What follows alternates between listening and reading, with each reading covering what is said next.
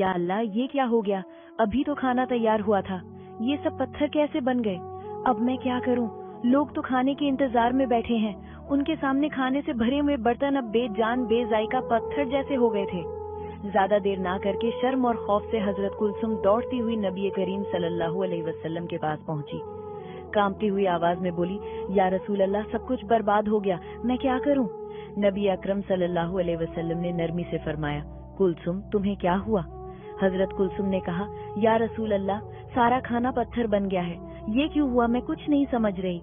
नबी करीम सल्लल्लाहु अलैहि वसल्लम ने मोहब्बत भरी मगर गमगीन नजर उन पर डाली और आहिस्ता फरमाया, कुलसुम, तुमने अपनी दावत में शहर के सब लोगों को बुलाया, मगर तुम भूल गई या जानबूझकर महरूम कर दिया अपनी उस बहन को जो मेरे जिगर का टुकड़ा है, मेरी सबसे प्यारी हजरत फातिमा को।